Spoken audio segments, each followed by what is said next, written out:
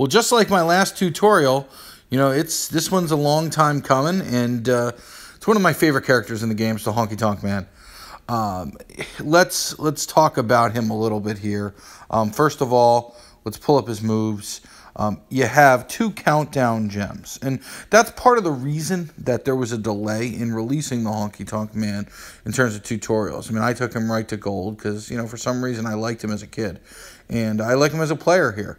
But the important thing is, right now, as it stands, the countdown gems skip a turn, and it really adds the value to the character. And I'm almost posting this to advocate for some of the developers to keep the skip turn in there. Because without it, every countdown gem guy hurts. I mean, I get it's frustrating for some people with Macho Man when they face him in some of the LTs. But the reality is that that's not even his best setup with the countdown gem. So really, yeah, you skip a turn, but you know, at the high levels, you don't get anywhere near enough damage.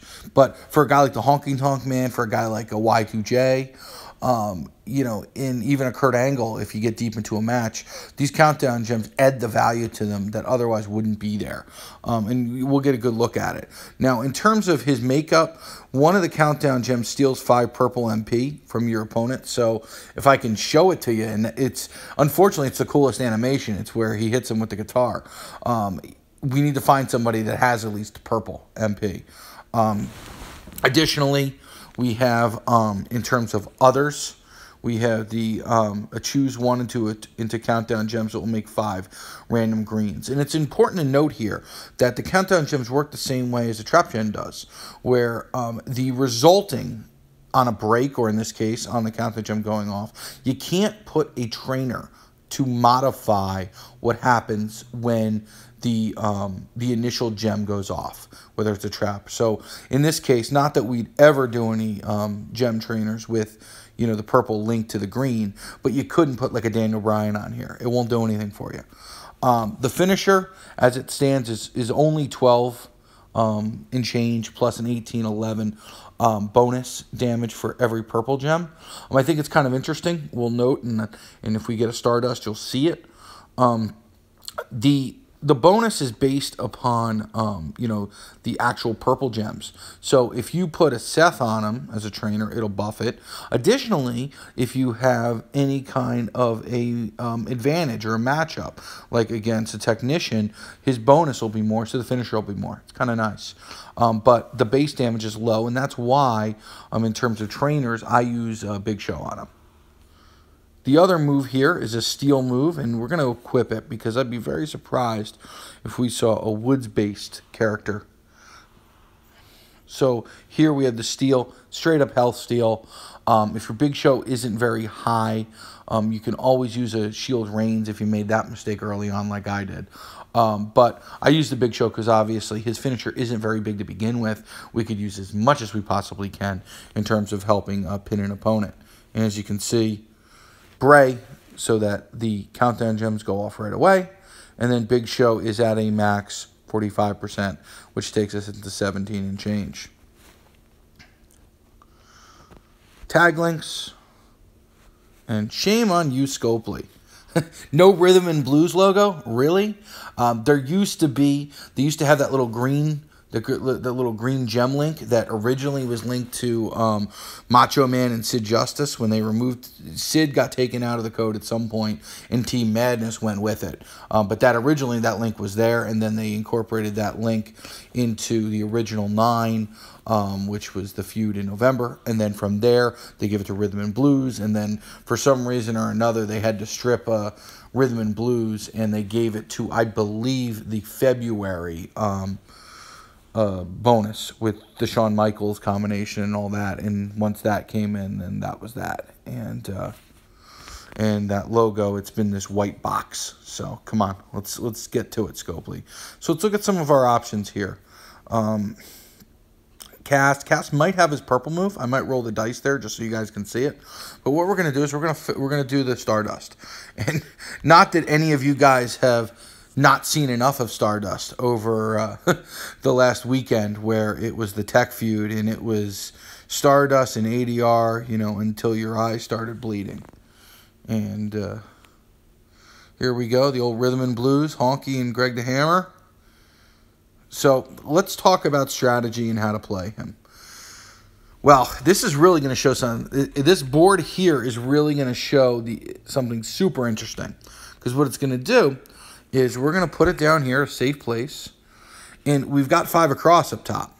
So the 5 across is actually going to set off immediately this countdown gem. So let's take a look.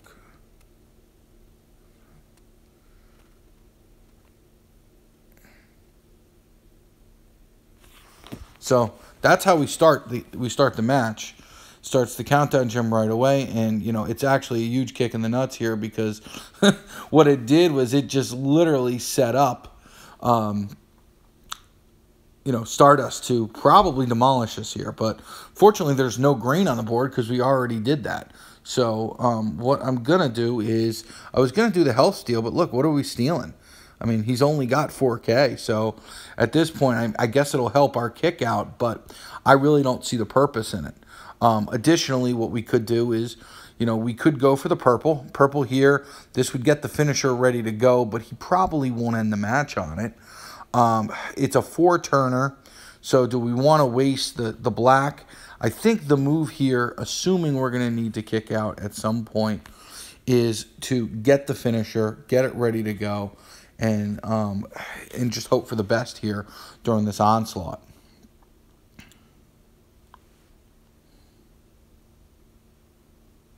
So this shows you pretty much purely what Stardust does because, I mean, literally there was not one green on the board after our change green into purple. So, you know, this just shows, look at that explosion. I mean, there's just, and he gets in a cascade with it. I mean, 55K, nothing to laugh about. We can't really get a purple as part of it. I mean, we'll go with this here, which let's see what it does for us. I mean, it really didn't do a whole lot. It's probably going to put us to bed here, which is unfortunate. I mean, it's one of those where, you know, the board changed so catastrophically that we couldn't really do anything about it, and you know we're going to get a loss, and it would have been a loss with anybody, and that's what's extremely frustrating with a character like Stardust, where it's one match and you know you're pretty much done, and we could have fought with more or less anybody, and you know you're really, unless it's a striker, you're not kicking out of a 55K choose move, especially with that kind of, you know, we only had 29K health left, so. The Honky tutorial starts off not the way we would have liked it. Let's try a rematch, and maybe we'll get another board that can be a little bit better against Stardust. You know, not often do you hear, you know, 5 across, oh my goodness, and what a terrible board. But in reality, the 5 across really, really hurt us. So this is more of a traditional board that gives us an opportunity to play here. So what we're going to do is we're going to put in the bottom left. You can get the purple match, but we already know we're going to get a skip turn. So the purple match really doesn't do a whole lot for us, even though they may take it because one of Stardust's alternates, and that they just did, is the purple. So here it goes. It goes off. Unfortunately for, you know, everybody involved, we really didn't get anything to work with there. But, I mean, you know, all is not lost. So let's see what we can do regarding various matches. So we can drop it down, not a whole lot there. It's not a terrible idea to gather the purple while still being cognizant of the fact that we don't, under any circumstances, want to set up a blue match for him, as we found out the hard way how that works out. Now, normally we can go with a purple, but again, it's going to be going off. There's going to be a skip turn. My suggestion here is let's get the black, and maybe I should have done that first so that I could have laid it out, but, you know, getting a little rusty on it. But, yeah, so that's done. Fortunately, we can lay the black down because it is a 4 charge. We're going to steal some health. Now, the pin bar for where it's at, and this is kind of important to note, I got to be really, really careful here. And what I mean by really, really careful is we have the skip turn. I still haven't used it. So it's extremely important. Let's get that damage, especially when you have Honky, as you saw before, who's based on the purple on the board. It's not going to be enough to beat him straight up. So I want to make sure that I don't have a situation where, you know, I'm getting a match that unfortunately, for one reason or another, you know, causes a secondary match. So really the only matches that don't have a whole lot of danger is gonna be if, you know, I do a vertical match. So we can see up top. So the only way that it's gonna get, the pin bar is gonna get to a position where, you know, I'm not either getting a match is down here where we have nothing on either side that's in the same, and then below you got a purple and a red. Watch, of course, because the odds here, we basically need 3 straight of a color on its own or 2 consecutive yellows after that. And we're safe. So, good, we get that extra damage, and now we do the finisher.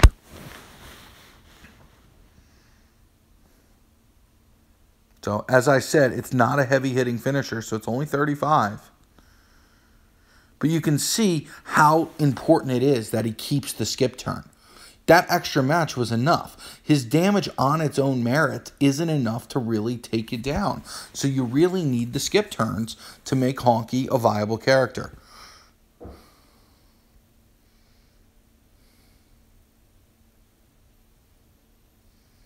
I'm hoping we have an option with purple, but I'm not going to hold my breath here.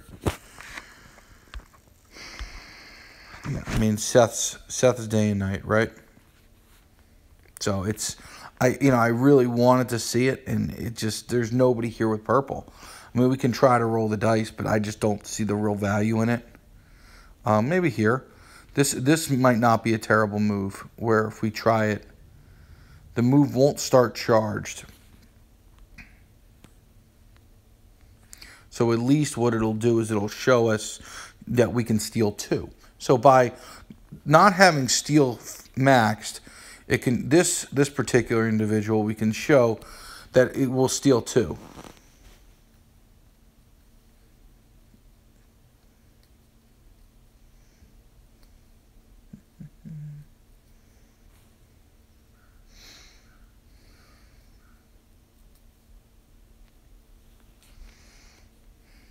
So, all right, turn number 1. Let's get down these countdown gems. Put one down here. And we'll put one over here. Now, as I kind of mentioned before, we know it's going to be a skip turn. Let's get the black going so that it can be ready to go. And now here he goes. Seth is still 1 turn away from that move ready to go. And we just took 2. We're going to lay down some more. Okay, we're going to see if we can keep taking them away.